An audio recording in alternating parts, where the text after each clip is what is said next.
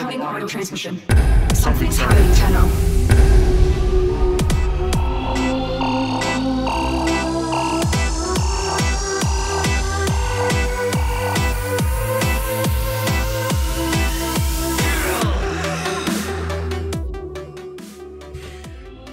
Hello there, ladies and gentlemen, and welcome to the Warframe Digest number 27. Today we'll be going over Devstream 45 and its relevant topics. Haven't said that in a while. Well, what's going on? What are we expecting? What are we looking forward to in this Devstream? Well, another bit of rambling and just off-the-wall topics yet again, but some very interesting ones, especially some key information leading up to Update 16. I know we're in 15.11. I understand that normally at this point we're expecting the next major update, but actually this is actually going to tell us that it's a little later on. We're not going to get Update 16 anytime soon. So this is the first time, as far as I'm aware, wait, I've been here for a year and a half, as far as I've seen, and as far as the devs have done it, that we may go well over 0.11, and this is interesting. This is going to be a very long update. Update 15 is going to be very extensive, and I'm just rambling, I'm ranting, I'm just, where is this going? Well, then, they said that Update 16 is aimed for sometime soon. It's still in the works, it's still a little ways off, so it's not immediately about to come out. But the next major goal and the next major highlight for Update 16 is 8-player raids. Apparently this is a very big thing for Update 16, and what? They just started talking about this idea and it's the next highlight? So I'm very interested to see what they're planning to do. They said these 8-player raids are aimed for veterans that know and understand the game's mechanics. They're going to be thrown out there and they're going to be challenging for these veteran players. No, this is not completely bashing the new players, but it is something designed and intended for players that know the system, know the games. So fresh pugs cannot get into these immediately. It's somewhere around the mid-tier or upper levels of the game. And it's going to be very puzzling, and it's not going to be very hand-holdy, and it's just going to throw us, all 8 players, into something that's very difficult, intense, and testing our wits and the understanding of the game itself. I'm very interested to see how DE is going to go about this, and how are they going to piece it all together. One thing they showed off immediately after all this was a new limited edition statue. I tweeted this out immediately when I saw it, and it is a limited edition Rhino statue. I just got a Excalibur from the second immediate last batch that just showed up out of nowhere on the website, and I'm like, oh, must have. And then they show this, and I'm like, I wish I had money. This came out of nowhere, awkward time. But anywho, I'm gonna get this, most likely. I'm gonna try, and yay, new collectibles. I'm rambling on this, I shouldn't. Okay, so, big thing, big thing. They talked about J3 Golem. They started throwing it into question. Is J3 Golem going to be a multi-stage boss, kind of like Counselor Vancattë? And is it going to be very interesting? And is it going to be multi-stage, transitional, as in on foot to Arcwing, or Arcwing and it's just going to be entirely its own thing? And is it going to be an 8-player raid or not? Because you guys keep talking about its size and scale. They confirmed that it is not going to be a raid. It is not going to be an 8-player setting, but they did show off Lephantis. No, not Lephantis. Wow, amateur mistake. They did show off J3. J3 Golem is being showed off here, as you can see now. His size, his scale, the immensity behind him. I don't even think that was a correct word. I don't know. I'm making words up right now. So, he seems to be quite gargantuan, and this might be very interesting to see done in Arcwing. As far as I can say, the only thing that measured in this scope and size were the Fomorian cores, and that was only little key points we were shooting at.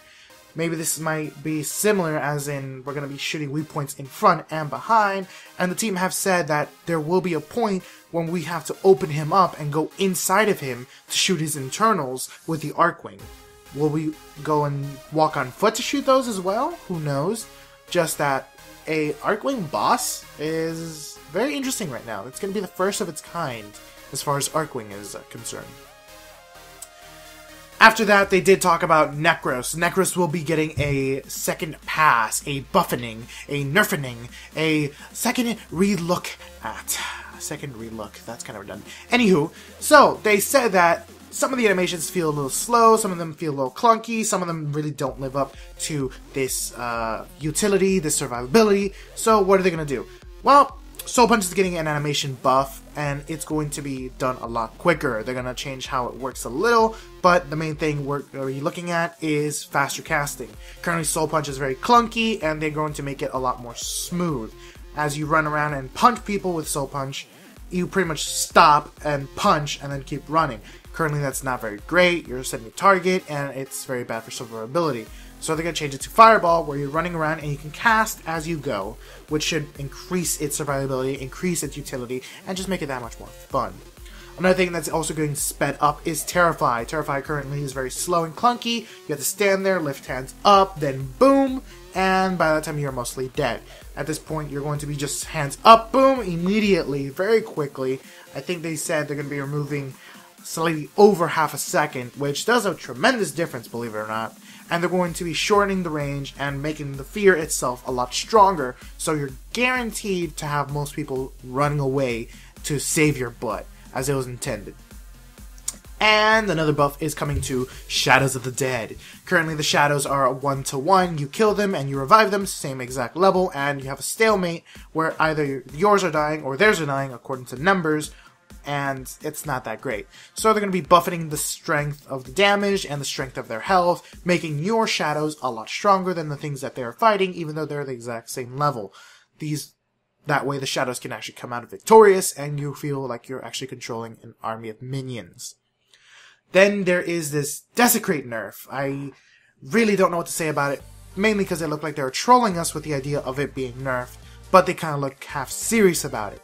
Maybe it's going to get buffed and augmented in a certain way, but it's going to be completely thrown to the floor. I do not know what the details are on this Desecrate nerf, but take that with a pinch of salt, and we'll see what happens. Hopefully it's not that bad, or hopefully it doesn't get touched, because Desecrate at this point falls in a very gray category. Talking about gray categories, they also talked about the player quest system. They're teased at the idea, or they teased at the concept of allowing players, Tenno alike, to create quests for their fellow community, or for their clan, or for their friends. And this idea has been tossed around, and they only made one comment. First, the dev-made quests have to be fixed. Currently, the dev-made quests are thrown into the codex, and they're just locked there, unreplayable, and just very uninterested, or disinteresting, because they're just, again, stored away in the side and no one can play them. So they're going to go back and see how they can fix this, how they can make them replayable, and how they can make them interesting and rewarding for repeat runs before they go into the idea of allowing players to create their own, which should be great for massive clans, especially like Tusk Clan Please Ignore, or War Bros, or some of the other big names that I'm forgetting. I'm sorry, there's too many. And talking about too many, big little segment I'm going to dedicate here real quick to PvP. PvP has been a very big thing we've shoved to the side. It's something that they actually talked about before the break about fix or cut. Either they fix it, they correct it, and they make it a very viable part of the game, or they remove PvP entirely. Currently, the only form of PvP is the conclaves and the dark sectors, and they're very disinteresting and unrewarding for a lot of Tenno. So, what are they doing? Well, they're dedicating a designated team for PvP to make it worthwhile for the users. What does this mean? They have a specific team set aside to balance out all weapons and warframes just for PvP purposes to make the game interesting. And how are they going to do this? They're going to make PvP-only mods that are used specifically for PvP runs that will make everything fair and more acceptable for these Tenno seeking into Tenno versus Tenno conflicts. And this mission and conflicts that the PvP will also bring its own resource gain and XP bonus. Maybe you can level up and build items straight through PvP and make everything a lot more interesting from the repetitive grind of PvE. They're also going to make PvP only item sets and pretty much loadouts. This will make it a lot more interesting for people willing to seek these specific items only gained through PvP, and there's a very strong incentive to go in there. An example of this specific item set is sigils. They are thinking and messing with the idea of having a syndicate dedicated specifically for PvP. These PvP sigils come in forms of different lotus flowers to represent different aspirations and different levels of PvP might for the Tenno all as one. And they also messed around with the idea of having PvP specific game modes that revolve around the idea of the traditional PvP model of deathmatch, team deathmatch, capture the flag, and so on and so forth. So this is very interesting to see these missions come into play, this concept being thrown around, and just thinking about it, how would capture the flag be with Warframe, being able to jump everywhere? Makes it very interesting. Kind of reminds me of Brink a little. Brink, poor thing. And let's pull this back out of PvP, and let's talk about a very interesting little controversial topic that's being ranted on and raved around, I don't know, words. Why do I always keep doing this? On the forums. So, what is it? The new Warframe. The new Warframe is being thrown around, and the team had teased on stream about its mechanic, and they said that if the idea was thrown out on the stream, they'd say that someone had called it out and acknowledged it, which they did. But the thing is, they didn't say which concept it was, just that someone has been correct. And it's very interesting just to hear its mechanic. We don't know its theme or anything, but the mechanic itself has me very curious, let's say. The mechanic as is the Warframe ability is going to dictate and affect its element type. I'm assuming we're going to go with RGB, red, green, blue. Let's say red is fire, green is poison, and blue is ice. And then if we throw white, we could be lightning. Or blue is lightning, and white is ice, I don't know. But whatever, if you mix all three, you get white, whatever. And the colors are going to dictate the element type, and that's very strange, it's very bizarre. It did shock me, and it did throw a lot of veteran players off their feet, in all honesty. We should have been having sure-footed equipped, I don't know, that might have helped. But I'm very curious to see what the concept is. I have an idea of what it might be. Actually, I have an idea of what it is, because there has been some internal dialogue about it, and I'm not permitted to say. Just, if it is what they are saying it is, not many people are going to expect it. People have already said it was an elemental, and that was already confirmed to be not the case by DE on the Devstream. So I'm going to leave that out there for you guys and let you guys speculate on what it is. I kind of know what it is, but I can't say what. I hope I'm right, though. Or I hope my sources are right, at least.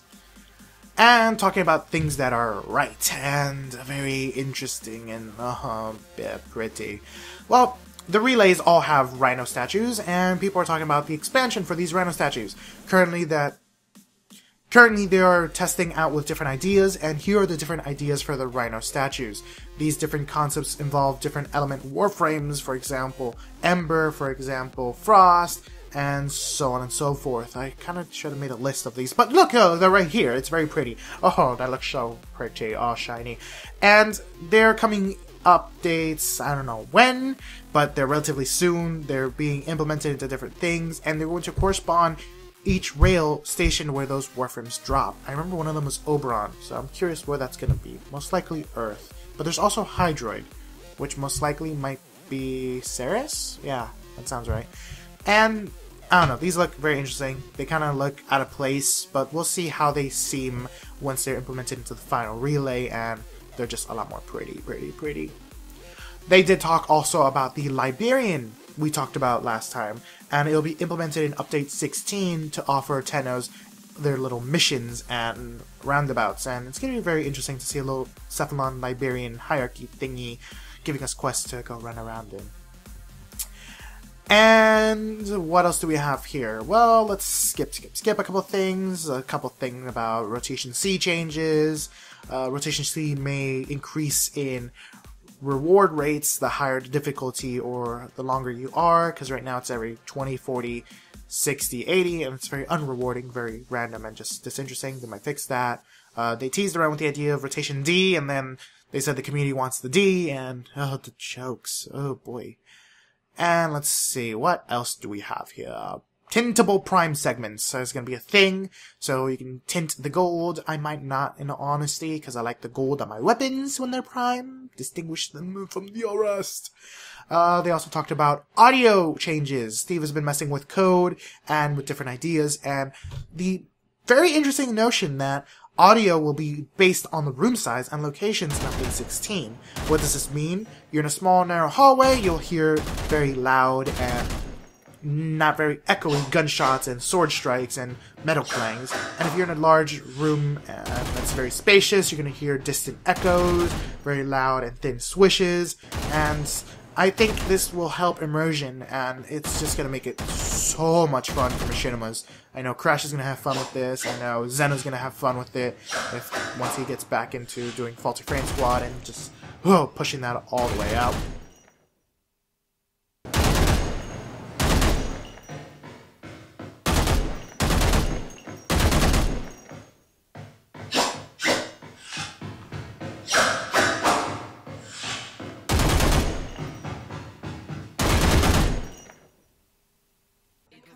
And they also messed with the idea of adaptive exposure.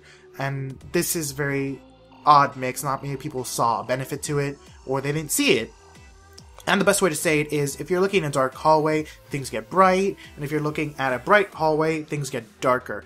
Just to give our eye or our game a sense of color adaptation or light sensitivity, which should make things very interesting. You're in a bright location, looking into a dark location where you're getting shot from, you may not see them. And it's gonna just be a little interesting, detailed mechanic for me. I don't know. A niche bastard for immersion. Hopefully it affects the AI at some point. Then they also talked about Warframes and swimming in the water tiles. Currently that was an idea that they were messing with, and it's being scrapped. Oh, but don't panic. Don't be worried. If you want to see your Tenno swim like a fish, I know you want to see Hydra swim like a fish, they're going to be implemented still in a form of Arcwings. Arcwing missions are going to be implemented into the underwater tile sets in a different manner.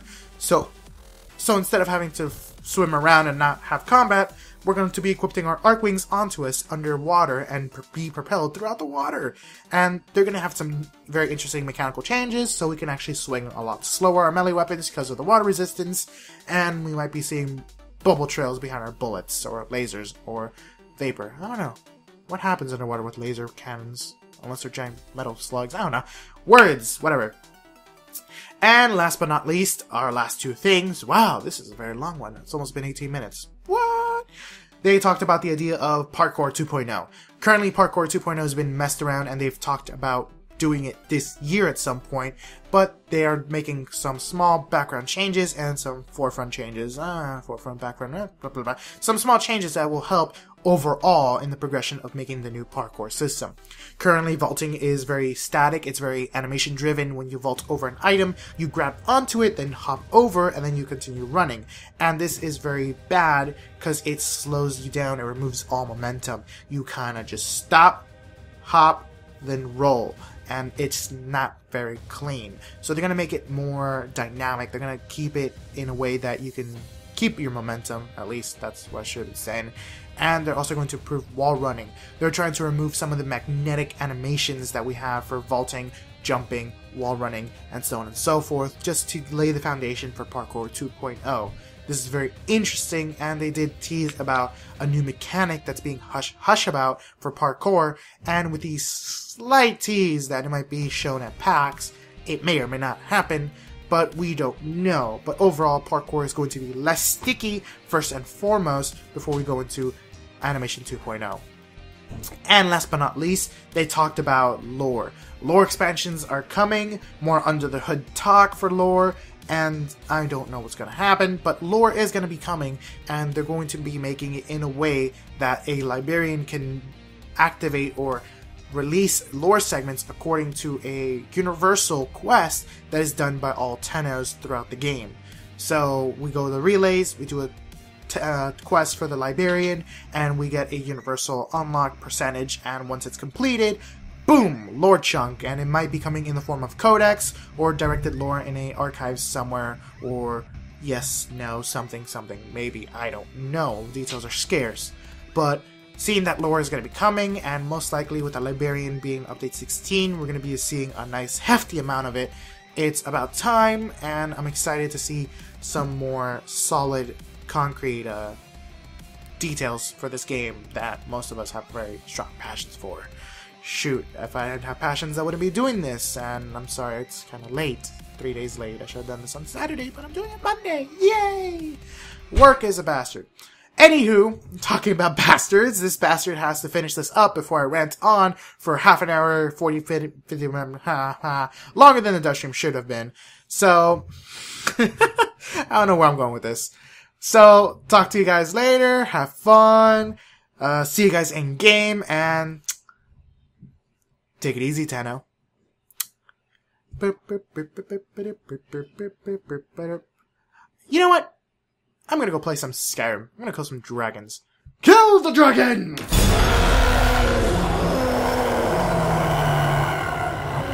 Dive! Eat my steel!